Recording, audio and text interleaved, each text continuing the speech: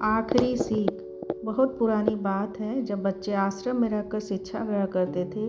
उस समय बच्चों को बचपन में आश्रम भेज दिया जाता था और जब तक उनकी शिक्षा पूरी नहीं हो जाती थी तब तक उनको घर आने को नहीं मिलता था।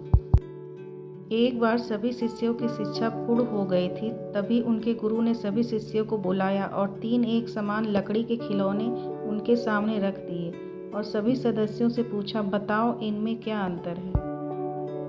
पहले तो किसी को कोई अंतर समझ में नहीं आया, पर ध्यान से देखने में लकड़ी के खिलौनों में अंतर समझ में आ गया।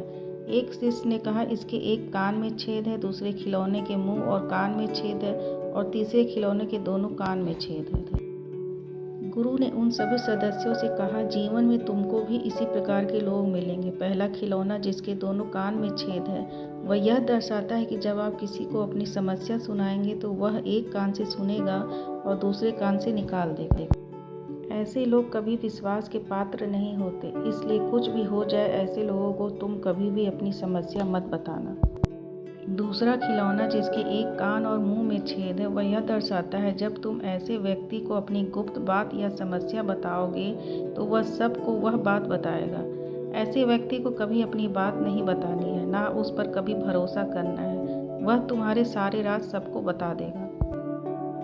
तीसरा खिलौना जिसके एक कान में छेद है, ऐसे व्यक्ति का प्रतीक है जो हमारी बात ध्यान से सुनते हैं और ना किसी से कहते हैं, बल्कि हमारी समस्या का समाधान भी हमें बताते हैं। ऐसे व्यक्ति सदैव मित्रता करने के योग होते हैं और हमेशा हमारे सुख दुख में हमारे साथ होते हैं। जब भी ऐसा कोई व्यक्ति मिले जो तुम्हारी बात किसी से ना कहे और तुम्हारी हर समस्या का समाधान करे, तो उसको कभी नहीं जाने देना, उसे हमेशा मित्र बना कर रखना।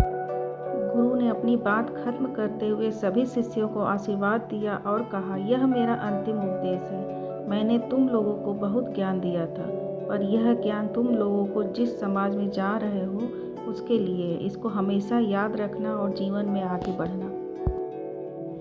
इस कहानी से हमें किस प्रकार के लोगों को अपना मित्र बनाना है और किस प्रकार के लोगों को हमें दूर रहना है, इसका ज्ञान प्राप्त होता है। दोस्तों, कैसी लगी आपको ये कहानी, कमेंट करके बताएं और चैनल को सब्सक्राइब करें। अपना और अपने परिवार का ध्यान रखें। मिलते हैं एक नई कहानी के साथ। धन्यवाद।